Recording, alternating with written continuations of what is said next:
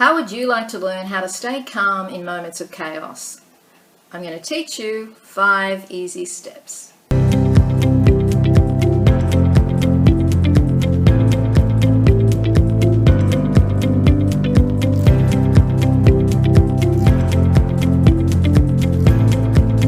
Hi, I'm Ria Pauly and I'm an intuitive life coach and hypnotherapist and NLP guru. And I teach people strategies to help them cope with whatever situation is going on in their life. And today I want to talk to you about 5 easy steps that you can take to make sure that you stay calm in moments of chaos. Okay, so here we go. Step number 1, breathe. I know that sounds simplistic and you're probably going, what? This sounds boring. But when your body goes into flight-fight response, your breathing becomes shallow in the top half of your chest. Immediately when you start to breathe deeply all the way down to your belly, your body stops the cascade of chemicals flowing through your body, adrenaline and cortisol, that cause you to go into flight-fight mode. Now, there are some very important things about flight-fight mode that you need to understand. When you're in flight-fight mode, all the blood that was bathing your central cortex rushes to your arms and your legs so that you can run or fight. But what also happens is the blood that's bathing your frontal cortex, where you do all your rational analytical thinking, goes to the hindbrain at the back where you become a caveman. In other words, you lose your capacity for rational thought, your sanity, if you want to look at it that way, when you go into flight-fight mode. Now, how many of you are in flight-fight mode, feeling stressed and anxious pretty much all day? Probably a lot of you. And so you can't possibly be at your best when you're in flight-fight. It's really important to be able to do that when you're being chased by a woolly mammoth, or some scary person's chasing you with a knife, or you're about to have a car accident, because it causes you to act instinctively, okay? But usually in our society, the kind of chaos that we usually find ourselves in is to do with relationships and looking after children and husbands and partners and stuff that happens at work, and we don't need to go into flight-fight mode in order to deal with that. So this is a really archaic response from our body. Important, but not so necessary in our day-to-day lives in 2017. So when you breathe deeply, you stop the flight-fight mode. All you need to do, the very first step when you're facing some chaotic situation, is stop for a moment and take 6 deep belly breaths. Now, step 2 is also equally important because it also helps your body to stop going into flight-fight mode, so you stay calm. It is visualization. Now, whether you understand it or not, you are making pictures in your mind all of the time. Whether your eyes are open or closed, you are forming pictures in your mind. If you didn't have the capacity to be able to do that, you wouldn't be able to create anything. And there's lots of things that you wouldn't be able to do in your life. It's very important. We call it our imagination when we create something in our mind, but to our inner being, our unconscious mind, our imagination is very important, and it's real. So whatever you're imagining is real to your unconscious mind and causes your body to react as if it were real. Now, what you need to do is you need to create a safe sanctuary in your mind, somewhere that is just yours, it's unique, and it makes you feel calm just because you put yourself there.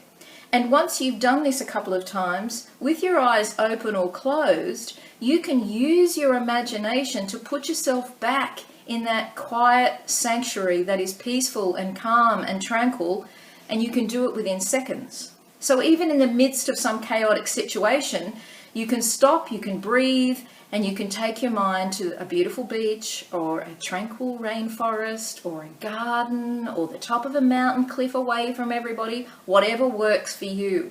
And by doing this, you are sending really important signals to your unconscious mind saying, everything's all right, everything's fine.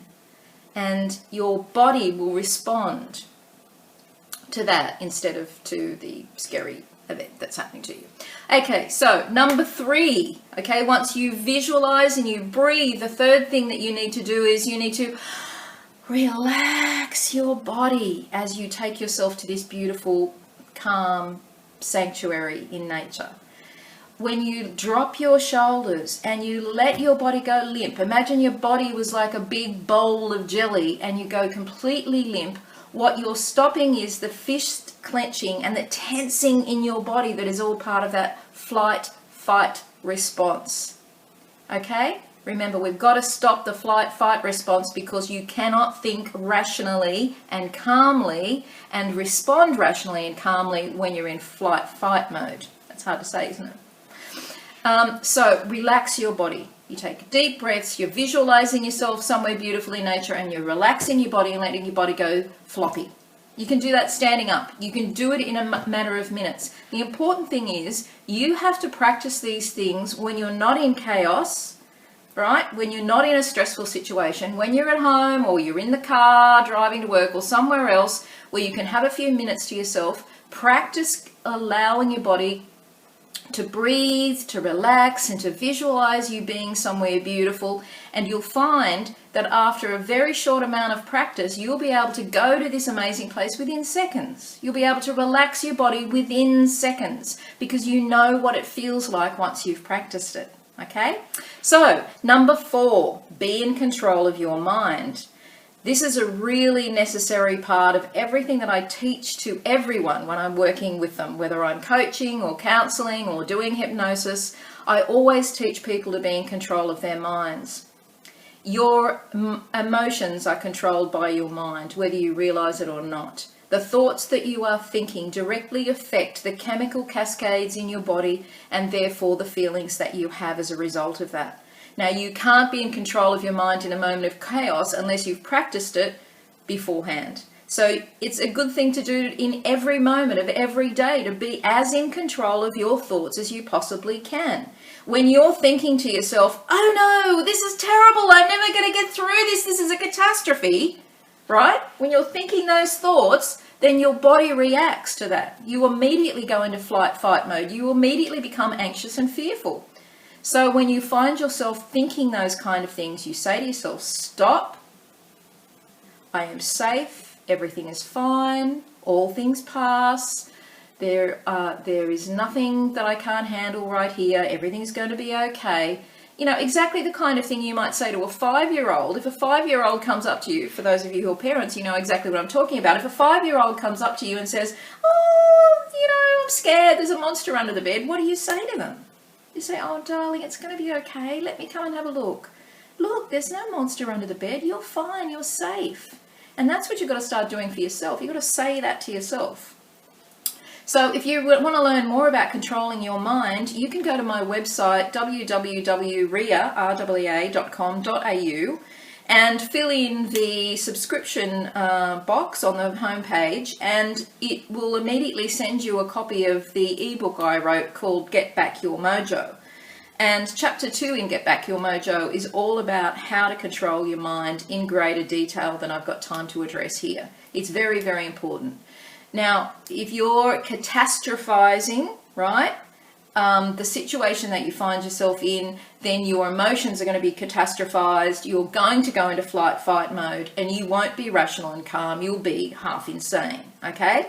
So you've got to learn not to dramatize everything, not to go into some big story. You know, don't judge the situation when you're in it, right? Don't critique the situation when you're in it. If you're in a moment of chaos, if something is happening in your experience that is chaotic, don't judge it as good or bad then and there. Just respond to it in the way that I'm teaching you, and then you will be able to get through it. And when you're out the other side of it, then critique it. Then judge it if you want to, you know, then have a bit of a rant and get rid of your pent-up frustration, but not in the moment that you're wanting to respond in a calm, clear way.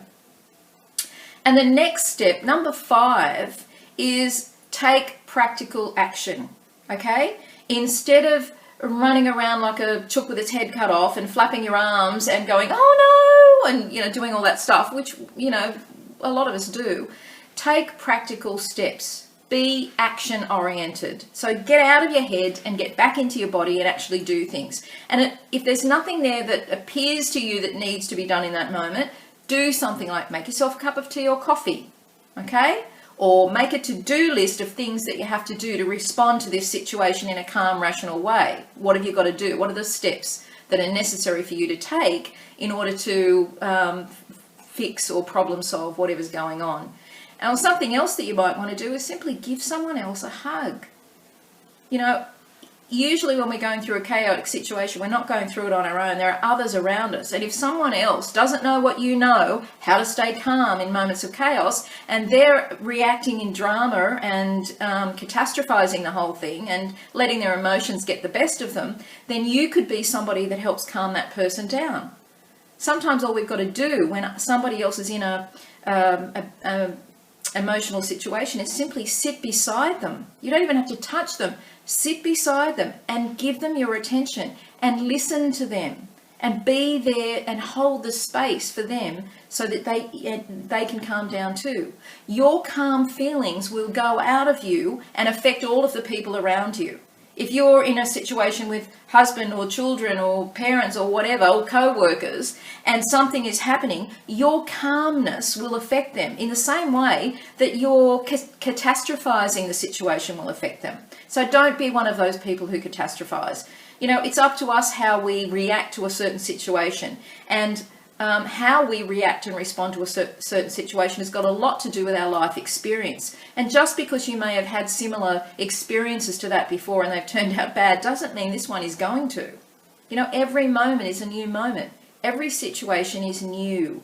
So don't let your ego, wounds from the past get involved.